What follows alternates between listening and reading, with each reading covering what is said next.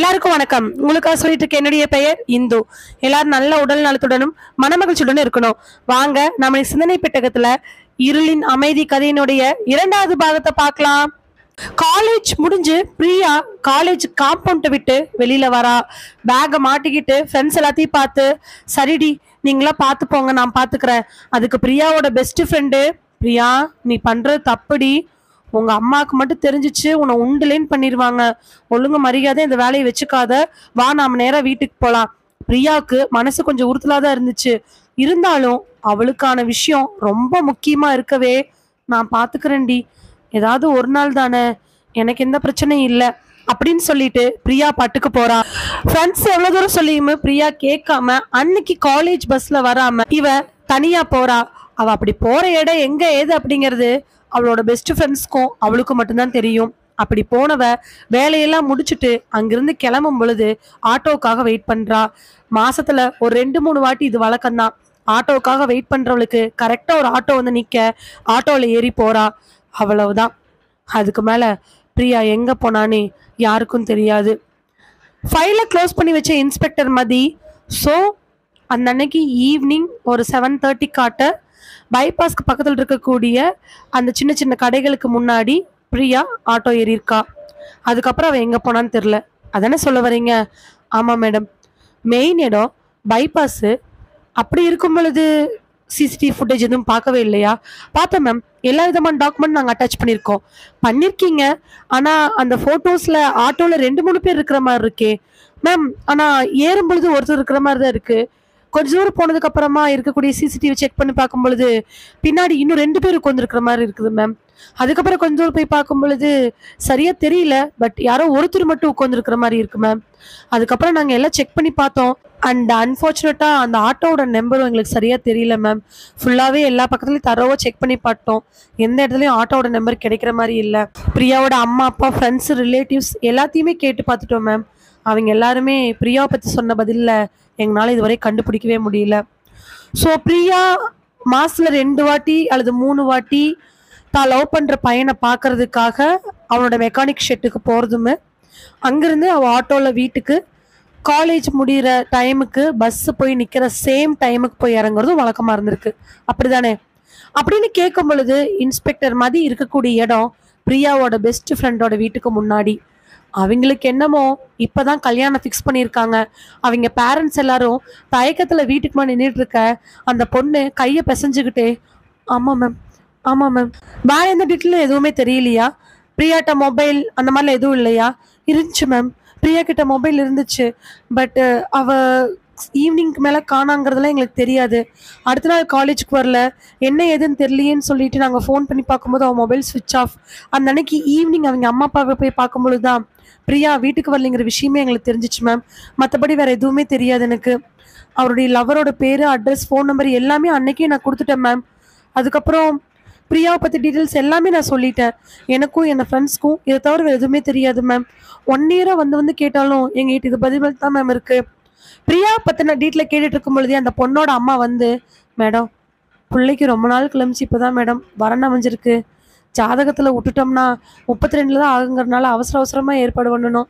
இதனால கெட்டு போயிட வேண்டாம் மேடம். 1 வருஷத்துக்கு முன்னாடி தொடர்ந்து 2 மாதம் வீட்டுக்கு ஆள் வந்துக்கிட்டே இருப்பாங்க. அதனாலேயே பொண்ணு பார்க்குறதுல எங்களுக்கு ரொம்ப சிரமமாக இருந்துச்சு. இப்போ மறுபடியும் வந்தீங்கன்னா தயவு செஞ்சு சொல்கிறேன் மேடம், இந்த மாதிரி பிரச்சனை எதுவும் வேண்டாம். அப்படியே அவங்க அம்மா சொல்ல இன்ஸ்பெக்டர் மாதிரி அவங்க அம்மாவை பார்த்து, உங்கள் பொண்ணோட கல்யாணம் எந்த அளவுக்கு முக்கியமோ அதே முக்கியம். பிரியா காணாமல் போய் இப்போ பிரியாவுக்கு ஏற்பட்டிருக்கக்கூடிய நிலைமைக்கு யார் காரணம், என்ன முடிவு அப்படிங்கிறது சொல்லிட்டு இன்ஸ்பெக்டர் மாதிரி அந்த லோக்கல் கான்ஸ்டபிள் கூட அங்கேருந்து கிளம்புறாங்க. ஷெட்டுக்கு மேலே நின்றுட்டு இருக்கக்கூடிய கோகுல், மேம் நானும் பிரியாவை லவ் பண்ணேன் மேம். நானும் அவளும் ஸ்கூல் டேஸ்லேருந்தே லவ் பண்ணோம். 9th முதல் நான் தான் ப்ரப்போஸ் பண்ணேன். அதுக்கப்புறம் எனக்கு படிப்பு வரல. 11th முடிக்கும் பொழுது நான் டிஸ்கன்டினியூ பண்ணிவிட்டு இந்த கடைக்கு வந்துட்டேன். எங்கள் மாமாவோட கடை தான். அப்பா அடி நடிச்சதுனால மாமா தான் எனக்கு கொண்டாந்து இங்கே சேர்த்து விட்டார். மாமாவோட சேர்ந்து நான் தான் மேம் பார்த்துட்டு இருந்தேன். மாமா இப்போ எனக்கே இதை எழுதி கொடுத்துட்டாரு. பிரியா அந்த அன்னைக்கு ஈவினிங் கிளம்பி போனான் மேம். அதுக்கப்புறம் நான் அவளுக்கு ஃபோன் பண்ணவே இல்லை. வழக்கமாக வீட்டுக்கு போயிட்டு நைட்டு 10 மணிக்கு மேலே ஸ்டடின்னு சொல்லிட்டு தனியாக உட்காந்துருக்கும் போது எனக்கு மெசேஜ் பண்ணுவாள். அன்னைக்கு நான் மெசேஜ் பண்ணி எந்த ரிப்ளையும் வரல. அதனால் கால் பண்ணி பார்த்தா ஃபோன் ஸ்விட்ச் ஆஃப்னு வந்துச்சு.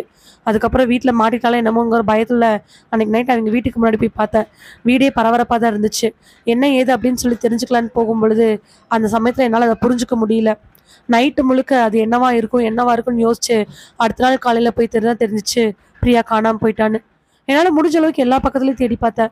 போலீஸ் வந்து விசாரிக்கும் பொழுது கூட என் மேலே எந்த தப்பும் இல்லை அப்படின்னு தெரிஞ்சுக்கிட்டு நானும் அவங்க கூட ஹெல்ப் பண்ணேன் மேம்.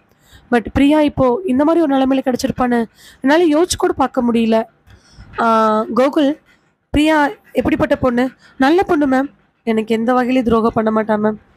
இப்போ கரெக்டாக ஒரு வருஷத்தில் கன்சீவ் ஆகி குழந்தை பெற்றிருக்கான்னா அவளுக்கு வலுக்கட்டாயமாக கல்யாணம் பண்ணி வச்சிருக்கிறதுக்கான வாய்ப்புகள் இருக்குது மேம். கிடையாது கிடையாது கிடையாது. என் பொண்ணுக்கு நாங்கள் வலுக்கட்டாயமாக கல்யாணம் பண்ணி வைக்கவே கிடையாது. பிரியாவோட வீட்டில் சோஃபாவில் உட்காந்துட்டு இருக்கக்கூடிய இன்ஸ்பெக்டர் மதி, ஆப்போசிட்டில் உட்காந்துட்டு இருக்கக்கூடிய பிரியாவோட அப்பா, பக்கத்தில் நின்றுட்டு இருக்கக்கூடிய பிரியாவோட அம்மா, இவங்க எல்லாருக்கும் நடுவில் இருக்கக்கூடிய இந்த மௌனத்துக்கு அப்புறமா பிரியாவோட அப்பா, மேடம் சத்தியமாக இல்லை மேடம், என் பொண்ணை நான் ஏன் மேடம் அனாதையாக விட போகிறேன்? அவள் காணாமல் போன ஒரு வருஷத்துலேருந்து நானும் இவ்வளோ பச்சை தண்ணி பல்ல படுறத கூட யோசிச்சு பார்த்துக்கிட்டு இருக்கிறோம். புள்ள இருக்குதோ இல்லையோ, சாப்பிட்டுச்சோ, என்ன பண்ணுச்சோன்னு. அந்த பையனை விரும்புகிறாங்கிற விஷயம் கூட எங்களுக்கு தெரியாது மேடம். காணாமல் போய் போலீஸ் விசாரிக்கும் பொழுது பிரியாவோட ஃப்ரெண்ட்ஸ் சொல்லி தான் எனக்கு தெரியும் இந்த பொண்ணை லவ் பண்ணிட்டு இருந்தான் எந்த பையன் அப்படின்னு. பிரியா எங்கே இருக்கிறா ஏது இருக்கா நாங்கள் திணறிட்டு இருக்கிற நேரத்தில் பிரியா இப்படி ஒரு சூழ்நிலையில் வந்திருக்கான்னு இப்போ தான் போலீஸ் ஃபோன் பண்ணி சொன்னாங்க. அதனால தான் நாங்கள் ரெடியாக உட்காந்துருக்குறோம் மேடம். திண்டுக்கல்ல போய் பிரியா பார்க்குற வரைக்கும் எங்களால் இந்த மனசை ஆர்த்திக்கவே முடியாது. ஆனால் உண்மையாக சொல்கிறேன் மேடம், பிரியாவுக்கு நாங்கள் எந்த வகையிலையும் அடித்து உதச்சி தெரியாமல் கல்யாணம் பண்ணல மேடம். அந்த பையன் சொல்கிற மாதிரி இது எல்லாமே அப்பட்டமான பொய் மேடம். இன்ஸ்பெக்டர் மதி பிரியாவோட காணாமல் போன ஃபைலு, பிரியாவோட ஃப்ரெண்ட்ஸு, காலேஜு, அந்த பையன் கோகுல், பிரியாவோட அம்மா அப்பா, ஃப்ரெண்ட்ஸு, அவங்களோட ரிலேட்டிவ்ஸ்னு எல்லார்கிட்டையும் விசாரிச்சதுக்கு அப்புறமா கூட ஒரு வருஷமா ஏன் கேஸ் இன்னும் மூவ் ஆகலை அப்படிங்கிறதுக்கான டீட்டெயில் தெரிஞ்சிச்சு. ஏன்னா இப்போ வரைக்கும் குற்றவாளி யாரா இருப்பாங்க அப்படிங்கிறதுக்கான க்ளூ ஒரு இம்மி அளவு கூட கிடைக்கல. அந்த அன்னைக்கு பிரியாவோட பேரண்ட்ஸ் கூட இன்ஸ்பெக்டர் மதி கிளம்பி வரதா இருக்குது.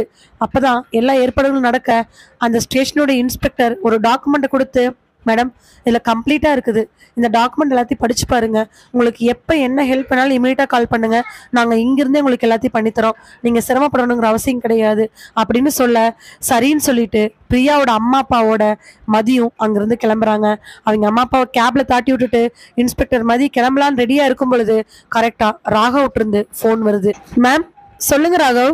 மேம் கிளம்பிட்டீங்களா? ராகவோட வாய்ஸ்ல ஏதோ ஒரு பதட்டம் நல்லாவே தெரியுது. ஆமா ராகவ், கிளம்பிட்டோம். அவங்க பேரண்ட்ஸ் முன்னாடி வராங்க. கான்ஸ்டபிளை விட்டு ஹாஸ்பிட்டல் கூட்டிட்டு போக சொல்லுங்க. அப்புறம் அந்த பொண்ணு எப்படி இருக்கா? மேடம் அந்த பொண்ணோட நிலைமை ரொம்ப கிரிட்டிக்கலாக தான் இருக்கு. என்ன சொல்றீங்க? ஆமா மேடம், டாக்டர் இப்போதான் ஃபோன் பண்ணாரு. அவங்களுக்கு இதோட 3 வாட்டி ஃபிக்ஸ் வந்துருச்சாமா. அவங்க உயிரும் காப்பாற்றுறது ரொம்ப சிரமம் அப்படிங்கிற மாதிரி சொல்லிட்டு இருந்தாங்க. ராகவ் அது இப்படி குழந்தை? மேம் அதோட ரொம்ப முக்கியமான விஷயம் ஒன்று இருக்குது மேம். சொல்லுங்க ராகவ்.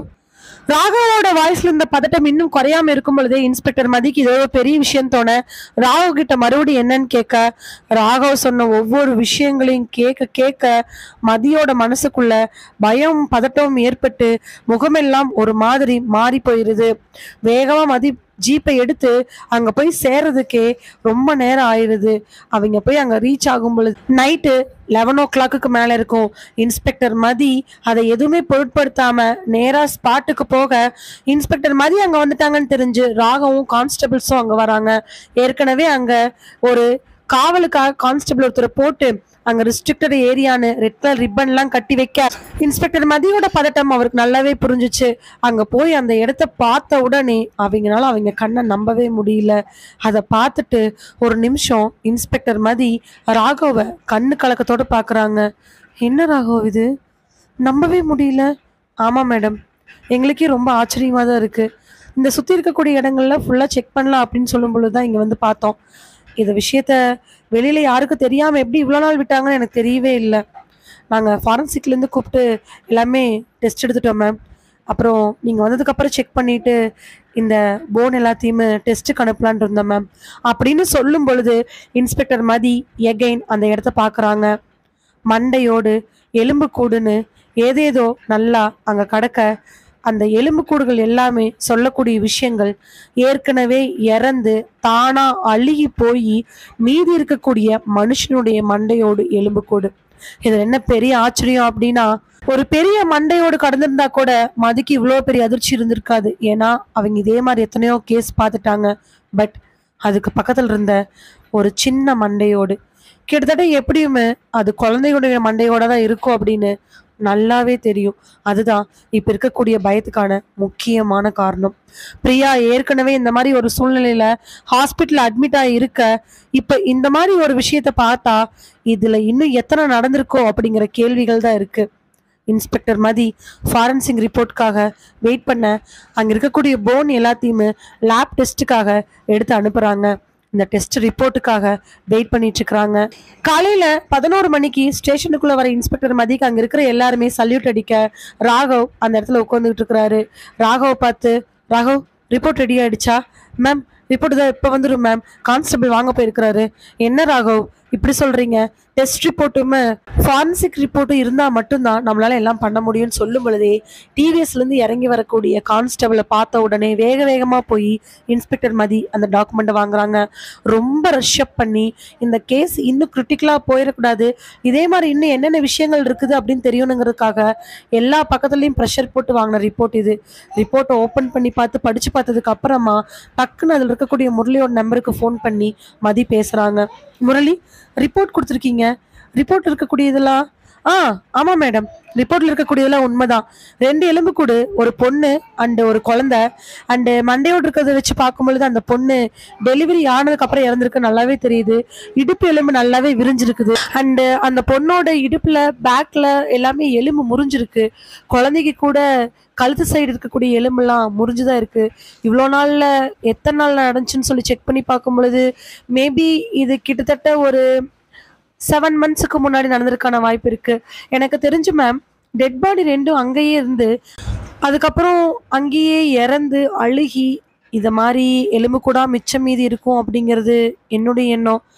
பக்கத்தில் இருக்கக்கூடிய விஷயங்களை வச்சு அங்கிருந்த விதமான ஒரு சில பொருட்களை டெஸ்ட் பண்ணி பார்த்ததுல இப்படிதான் உண்மையா இருக்கும்னு எனக்கு தோணுது மேம். அண்ட் முரளி மேம் சொல்லுங்க மேம், அந்த எலும்பு கூடுகளில் வேற எங்கேயும் ஃப்ராக்சர்ஸு அதனால எதுவுமே இல்லையா? இல்லை மேம், அந்த பெரிய எலும்பு கூட இருக்கிறது லேடியோட தான். அவங்களோட வயிற்றினுடைய, அதாவது அந்த இடுப்பில் இருக்கக்கூடிய எலும்புலாம் பார்க்கும் பொழுது டெலிவரி டைமில் இறந்துருக்கிறதுக்கான வாய்ப்பு அங்கே ஒரு எலும்பு முறிவு இருக்கிற மாதிரி தெரியுது. அண்ட் அந்த குழந்தையினுடைய கழுத்து சைடு இருக்கக்கூடிய எலும்பு முறிஞ்சதுக்கு காரணம் மேபி செல்ஃபாக அந்த பொண்ணை டெலிவரி பார்த்து எடுக்கும் பொழுது அந்த எலும்பு முறிஞ்சிருக்கான்னு எனக்கு தோணுது. ஃபோன் வச்சதுக்கு அப்புறமா இன்ஸ்பெக்டர் மதிக்கு ஒரு விஷயம் நல்லாவே புரியுது. அப்போ பிரியாவுக்கு நடந்த அதே விஷயம் ஏற்கனவே வேற ஒரு பொண்ணுக்கு நடந்திருக்கு. டெலிவரி ஆகி அந்த பொண்ணு கண்டுக்கு ஆள் இல்லாம தன்னைத்தானே டெலிவரி பார்த்துக்கிட்டு அங்கேயே இறந்து போயிருக்கா. குழந்தையும் அதே மாதிரி இறந்து அழுகி இப்ப எலும்பு மட்டுமே மிச்சமாயிருக்கு. இந்த கொலைகளுக்கெல்லாம் பின்னாடி யாரு காரணமா இருப்பாங்க? எதுக்காக இப்படிலாம் பண்றாங்க? கரெக்டா டெலிவரியா இருக்கக்கூடிய பெண்ணு டெலிவரி ஆயிட்டு இறந்து போறாங்க. ஆனா அப்படி இறந்து போன அந்த பொண்ணு மேரிடா இல்ல பிரியா மாதிரியே காணாம போனவங்களா? இந்த மாதிரி பல கேள்விகள் இன்ஸ்பெக்டர் மதியோட மனசுக்குள்ள ஓடிட்டு இருக்கிற அதே நேரத்துல ராகவ் போன் எடுத்துக்கிட்டு வேகமா இன்ஸ்பெக்டர் மதி கிட்ட வராங்க. மேம் மேம், ராகவ் வரக்கூடிய பதட்டத்தை பார்த்து ஓரளவுக்கு ஏதோ ஒரு பயமான விஷயம்தான், என்னமோ தப்பா நடந்திருக்கு அப்படின்னு புரிஞ்சுக்கிட்டு இன்ஸ்பெக்டர் மதி ராகவோட பதிலுக்காக எதிர்பார்த்து காத்துட்டு இருக்க அவர் பக்கத்துல ma'am it's very sad news, சொல்லுங்க ராகவ் என்னாச்சு? ஹாஸ்பிட்டல்ல ட்ரீட்மெண்ட் பார்த்துட்டு இருந்த பிரியா இறந்துட்டாங்க மேம். அவ்வளவுதான். இன்ஸ்பெக்டர் மதிக்கு இது இன்னும் பெரு அதிர்ச்சி. உயிரோடு இருந்திருந்தா கூட ஏதாவது ட்ரீட்மெண்ட்க்கு அப்புறமா யாரு என்ன எப்படி உன்னை யாரு என்ன கடத்தினாங்க, இதுக்கு பின்னாடி யார் இருக்கிறாங்க அப்படிங்கிற டீட்டெயில் தெரிஞ்சிருந்துருக்கலாம். பட் இப்போ பிரியாவும் இல்லை. இந்த கேஸு இருக்கக்கூடிய முடிச்சு அவுக்குன்னு பார்த்தோம்னா இந்த கேஸ்ல இப்போ ஒரு பலமான முடிச்சு விழுந்திருக்கு. குற்றவாளி சிக்கறக்கான எந்த வகையிலையும் வாய்ப்பு இல்லை. இன்ஸ்பெக்டர் மதியும் சப் இன்ஸ்பெக்டர் ராகவும் இந்த கொலைகளுக்கும், அதாவது இந்த எதர்ச்சியான கொலைகளா இல்லை திட்டமிட்ட கொலைகளா, இதுக்கு காரணமான ஆட்களை எப்படி கண்டுபிடிக்க போறாங்க?